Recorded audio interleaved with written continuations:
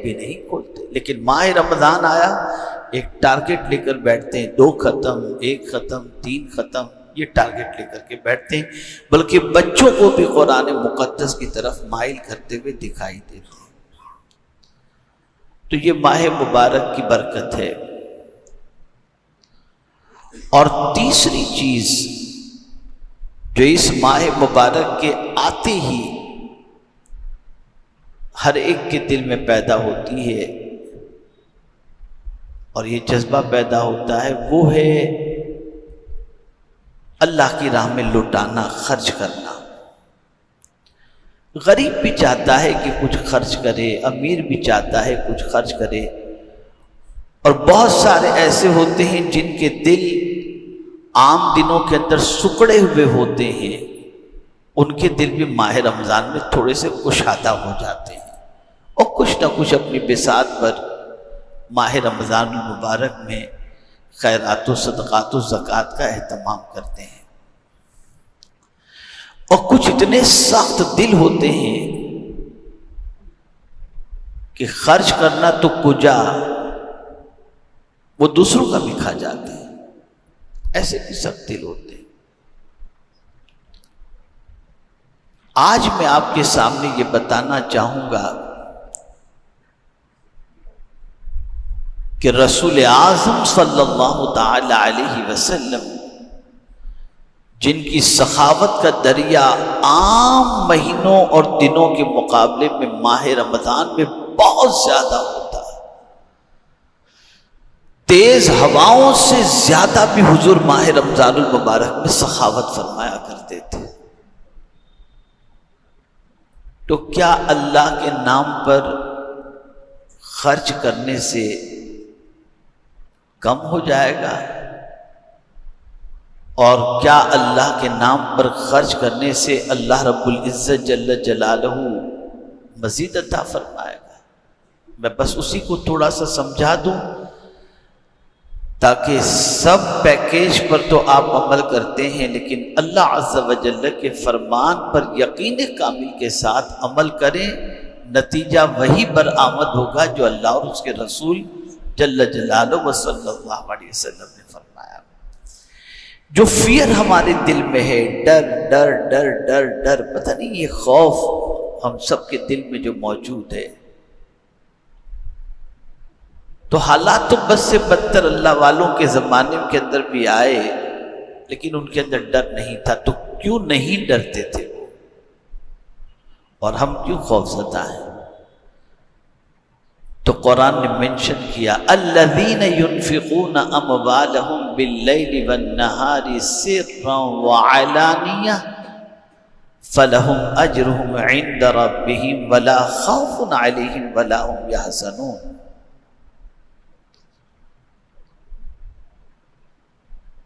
جو اپنا مال رات میں، دن میں دکھا کر، چھپا کر اللہ کے نام پہ خرچ کرتے ہیں، اس کی راہ میں لٹاتے ہیں، تو قرآن کہتا ہے فَلَهُمْ أَجْرُهُمْ عِنْدَ رَبِّهِمْ، ان کے لیے ان کے رب کے پاس اجر ہے، بدلہ ہے. وَلَا خَوْفٌ عَلَيْهِمْ وَلَا هُمْ يَحْزَنُونَ، نہ ان کو کوئی خوف نہ ان کو کوئی غم.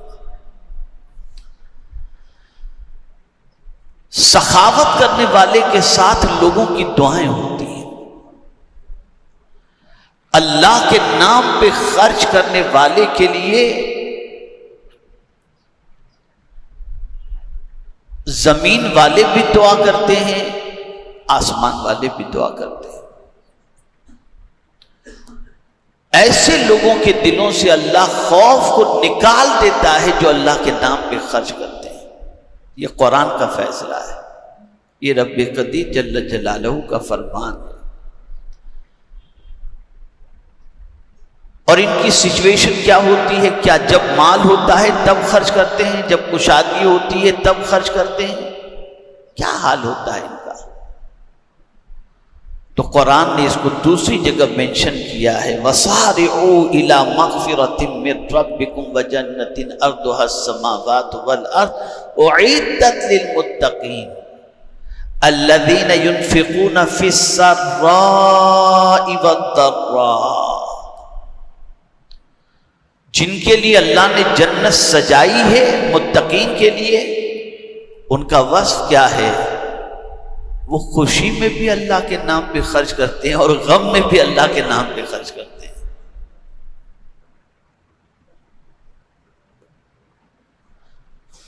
ان کو خرچ کرنا ہی ہے کسی صورت میں، اللہ کے نام پر لٹانا ہی ہے کسی صورت میں، اور اللہ والا ہوتا ہی وہ ہے جو اللہ کے نام پہ لٹاتا ہے۔ اب یہاں ایک حدیث شریف میں آپ کو سناؤں جس سے آپ اندازہ لگا سکیں گے کہ سخی کا مرتبہ اللہ کے نزدیک کیا ہے۔ آقا کریم رؤوف الرحیم علیہ التحیۃ والتسلیم نے ارشاد فرمایا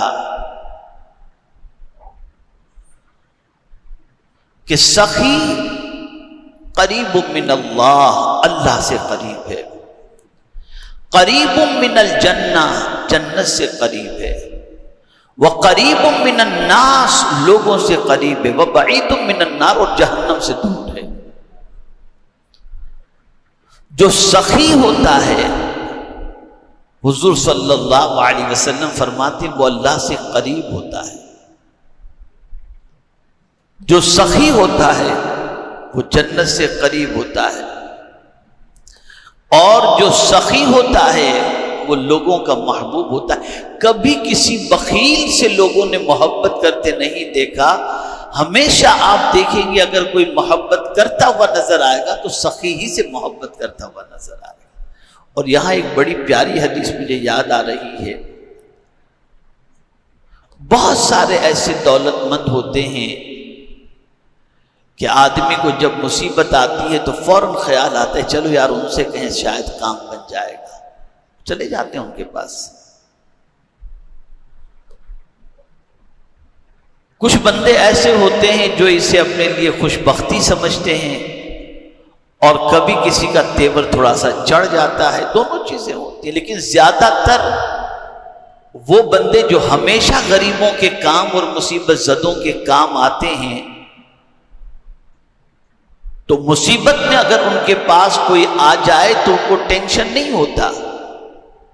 اب ایسے لوگ، ایسے سخی، ایسے مدد کنندہ جب کسی کو مصیبت میں یاد آ جاتے ہیں، اور آپ بھی دیکھتے ہوں گے اور ہم بھی دیکھتے ہیں کہ ہم کو دینی ادارے چلانے ہوتے ہیں، کچھ تعمیری کام کرنا ہوتا ہے، تو کچھ ایسے اللہ کے بندے ہیں جو یاد آ جاتے ہیں اور بڑھ چڑھ کر کے وہ حصہ لینے کی کوشش بھی کرتے ہیں۔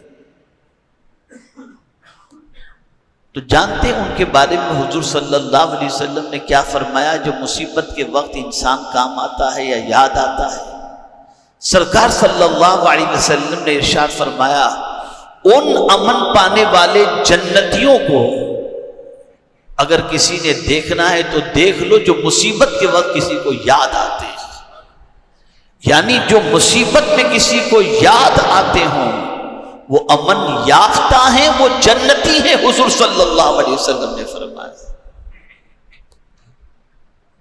یہ آقا کریم صلی اللہ علیہ وسلم کا ارشاد ہے۔ یہ آدمی کی الٹی سوچ ہے کہ راہ خدا میں دینے سے کم ہوگا۔ حضور صلی اللہ علیہ وسلم کا فرمان کیا ہے جانتے ہیں؟ انفقی ولا تحصی، بے حساب تم دو، اللہ تم کو بے حساب عطا کرے گا۔ یہ حدیث شریف ہے حضور صلی اللہ علیہ وسلم کی، اور بتاؤں گا تو حیرت ہوگی، یہ بخاری و مسلم کی حدیث ہے۔ حضور صلی اللہ علیہ وسلم فرماتے انفقی ولا تحصی، بے حساب دو، بے حساب اللہ تمہیں عطا فرمائے گا۔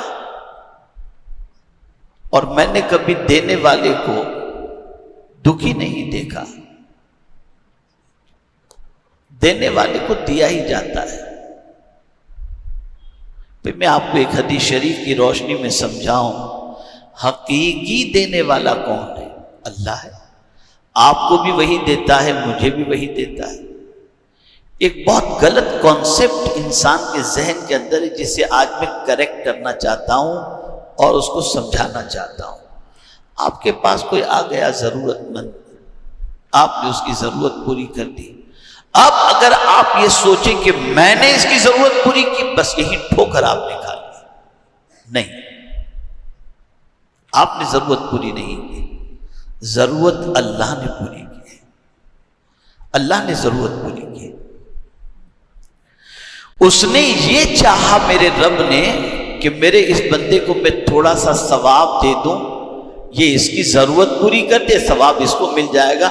ضرورت پوری کرنے والی ذات تو خدا کی ہے، یہ خدا کی ہے۔ اور خود حضور صلی اللہ علیہ وسلم نے فرمایا انما انا قاسم واللہ یعطی، دینے والی ذات اللہ ہی کی ہے اور میں ہی بانٹنے والا ہوں۔ حضور تقسیم کرنے والے ہیں اور دینے والی ذات خدا کی ہے۔ تو کبھی کسی کو دے کر یہ نہ سمجھنا کہ تم دے رہے ہو، یہی سمجھو کہ اللہ دلوا رہا ہے۔ ورنہ ایک چھوٹی سی بات ذہن میں بٹھانے کے لائق ہے، دنیا میں بہت سارے پریشان حالے، کیا سب کو تم ہی دیتے ہو؟ 2 4 6 8 لوگوں کی تم نے مدد کر دی، تو یہ کہاں سے خبط سوار ہو گیا کہ تم ان کو دینے والے بن گئے؟ نہیں، یہ کوئی تمہاری نیکی ہے یا کسی کی دعا ہے کہ اللہ نے تم کو ثواب کا موقع عطا کیا۔ دینے والی ذات تو حقیقت میں خدا ہی کی ہے۔ اس کو ذہن کے اندر ہمیشہ کے لیے رکھنا چاہیے۔ اور جب دینے کی بات آئے تو گھبراؤ نہیں، اور کم ہونے کا خیال تو تصور، کم ہونے کا خیال تو دماغ میں لاؤ ہی نہیں، اس لیے کہ حضور نے فرما دیا انفقی ولا تعصی، تم بے حساب دو، اللہ تمہیں بے حساب عطا فرمائے گا۔ یہ اس کا فرمان، رسول اعظم صلی اللہ علیہ وسلم کا فرمان۔ ہاں، آدمی کب دینے کے لیے تیار ہوتا ہے اس کو بھی قرآن نے مینشن کیا۔ وَأَنفِقُوا مِمَّا رَزَقْنَاكُم مِّن قَبْلِ أَن يَأْتِيَ أَحَدَكُمُ الْمَوْتُ فَيَقُولَ رَبِّ لَوْلَا أَخَّرْتَنِي إِلَىٰ أَجَلٍ قَرِيبٍ فَأَصَدَّقَ وَأَكُن مِّنَ الصَّالِحِينَ۔ جب اس کی موت کا وقت قریب آتا ہے نا، وہ دیکھ لیتا ہے کہ اب بچنے کے کوئی امکانات نہیں ہیں، تب وہ کہتا ہے یہ میرا مال، مولا مجھے تھوڑی سی مہلت دے دے، میں صدقہ کر دوں، تو پہلے کیوں نہیں کیا؟ موت کو جب نگاہوں کے سامنے دیکھتا ہے تو سوچتا ہے کہ کچھ کر دوں اور نیکوکاروں میں ہو جاؤں۔ اے رسول اعظم صلی اللہ تعالی علیہ وسلم کے دیوانوں، اس وقت تو تم کرو یا نہ کرو، تمہاری روح قبض ہوگی تو مال پر دوسروں کا قبضہ تو ہو ہی جانا ہے۔ اب پیچھے والوں نے تمہارے نام پہ کیا تو ٹھیک ہے، اور نہیں کیا تو ختم سب مسئلہ، کھا پی کر سب موج کریں۔ بہت سارے گنہگار ہوتے ہیں، سیاکار ہوتے ہیں، لیکن دل بڑا ہوتا ہے، لٹاتے رہتے ہیں۔ تو سرکار صلی اللہ علیہ وسلم فرماتے السخی حبیب اللہ ولو کان فاسق، سخی اللہ کو پسند ہے اگرچہ گنہگار کیوں نہ ہو۔ گنہگار بھی ہے لیکن اگر سخی ہے تو یہ سخی بندہ اللہ کو بہت پسند ہے، کیونکہ اس کی ذات سے اللہ کے بندوں کو اور مخلوق کو فائدہ پہنچ رہا ہے۔ لیکن ہاں، حلال ہونا چاہیے، حلال کو جائز کام میں لٹانا چاہیے۔ یہاں بخاری شریف کی ایک حدیث میں آپ کے سامنے پیش کرتا ہوں۔ میں یہاں پر بہت سارے ایسے لوگوں کو جانتا بھی ہوں، چونکہ کم و بیش مجھے یہاں پر اس مسجد میں 30-35 سال جمعہ پڑھاتے ہوئے ہو گئے، تو میں جانتا ہوں کون کیا تھا اور اللہ نے اس کو کہاں سے کہاں پہنچا دیا بہت ساروں۔ میں آپ کو ایک حدیث شریف سناتا ہوں۔ بنی اسرائیل کے اندر حضور صلی اللہ علیہ وسلم نے فرمایا بنی اسرائیل کے اندر 3 لوگ تھے، ایک کوڑی کا مریض تھا، کوڑ کا، ایک گنجا تھا اور ایک نابینا تھا، 3 لوگ تھے بنی اسرائیل۔ فرشتوں نے عرض کیا پروردگار ہم ان کا امتحان لینا چاہتے ہیں۔ رب نے فرمایا جاؤ۔ اب فرشتے آئے، سب سے پہلے فرشتہ پہنچا کوڑ کے مریض کے پاس، اور لباس بشری فرشتہ بن کر کے پہنچا، فرشتہ پہنچا اور پوچھا کہ تیری تمنا کیا ہے تو پوری کر دی جائے۔ کہ بس میری تمنا یہ ہے کہ میرے ہاتھ پیر سب درست ہو جائیں، میرا رنگ جو خراب ہو چکا ہے وہ صاف ہو جائے، اچھا ہو جائے، بس یہ میری تمنا ہے۔ فرشتے نے اپنا ہاتھ پھیرا، رنگ بھی ٹھیک ہو گیا، کوڑ کا مرض بھی ختم ہو گیا۔ پھر فرشتے نے پوچھا کچھ اور چاہیے، مال بال میں کچھ چاہیے تو بتا۔ بولے ہاں مجھے اونٹ بہت پسند ہے۔ تو آپ نے، فرشتے نے ایک امید سے جو اونٹنی تھی، وہ امید سے جو اونٹنی تھی وہ اسے دے دی تاکہ اس کے بچے ہوں، اور اس کے بعد فرشتے نے دعا بھی کی اللہ تعالیٰ اس اونٹنی میں تجھے برکت عطا فرمائے۔ یہ قصہ کہانی نہیں، بخاری شریف کی حدیث سنا رہا ہوں، غور سے سنیے گا۔ پھر اس کے بعد فرشتہ دوسرے کے پاس پہنچا جو گنجا تھا، اس سے پوچھا کچھ تمہاری تمنا ہو تو بتاؤ۔ کہ بس یہ بال میرے سر پر نہیں ہے، بال آ جائیں تو بہت بہتر ہے۔ تو فرشتے نے ہاتھ پھیرا، بال آ گئے۔ کہا تیری کوئی تمنا ہو تو بتا۔ بولے ہاں مجھے مال کے اندر گائے بہت پسند ہے، مجھے مل جائے تو بہت اچھا ہے۔ تو فرشتے نے کہا کہ ٹھیک ہے۔ ایک امید والی گائے جو تھی، جو پیٹ سے تھی، امید سے تھی، وہ گائے اسے فرشتے نے دے دی اور کہا اللہ اس میں برکت عطا فرمائے۔ وہ گائے لے کر کے چلا گیا۔ اب تیسرا جو شخص تھا وہ نابینا تھا، اس کی آنکھ کی روشنی نہیں تھی۔ فرشتہ اس کے پاس گیا، کہا تیری کوئی تمنا ہو تو بتا۔ کہ بس یہ آنکھ کی روشنی نہیں ہے، آ جائے تو میں دنیا دیکھ سکوں۔ فرشتے نے ہاتھ پھیرا، آنکھ کی روشنی آ گئی۔ کہ مال بال کچھ چاہیے؟ بولے ہاں مجھے بکری چاہیے۔ ایک امید والی بکری جو تھی، وہ بکری اس کو دے دی گئی، اور فرشتے نے اس کے لیے دعا کی کہ اللہ تجھے اس میں برکت عطا فرمائے۔ اب جو امتحان کا وقت آیا اسے سنیے۔ کچھ عرصے کے بعد فرشتہ پہنچا کس کے پاس؟ جو کوڑ کا مریض تھا، اور فرشتے کے ذریعے اللہ نے جس کو شفا عطا فرمائی تھی، وہاں پہنچا، دیکھا کوڑ کے مریض کو، مطلب شفایاب کو، تو بہت اس کے پاس اونٹ وغیرہ سب موجود تھے۔ فرشتہ پہنچ کے کہتا ہے اللہ کے نام پہ دے دو کچھ بکری وغیرہ، کچھ اونٹ وغیرہ، بہت پریشان ہوں، اور یہ سب کچھ تمہیں اللہ نے دیا ہے۔ تو اس نے جواب میں کہا کہ اللہ نے دیا ہے ٹھیک ہے، لیکن یہ تو میرے باپ دادا کے زمانے سے یہ مال میرے پاس موجود ہے۔ فرشتے نے کہا پہلے تو کوڑی تھا شاید، میں جب تک تجھے پہچانتا ہوں، پھر نہیں میں تو پہلے سے ایسا ہوں۔ بس اس کے جھوٹ پر فرشتے نے فوراً کہا تو جیسا پہلے، اگر تو جھوٹ بولتا ہے تو جیسا پہلے تھا ویسا ہو جا۔ یہ کہہ کر فرشتہ آگے بڑھا، گنجے کے پاس پہنچا، اس سے بھی فرشتے نے کہا کہ اللہ کے نام پہ کچھ دے دے، بہت پریشان ہوں، مفلس ہوں، غریب ہوں۔ تو اس نے بھی ویسا ہی جواب دیا جیسا کوڑ کے مریض نے جواب دیا۔ ارے نہیں یہ سب کہاں بات میں آنا، ابھی کہاں، یہ سب بہت یہ ہے، ذمہ داریاں ہیں، یہ ہے وہ ہے، یہ سب کہہ کے اسے ڈال دیا۔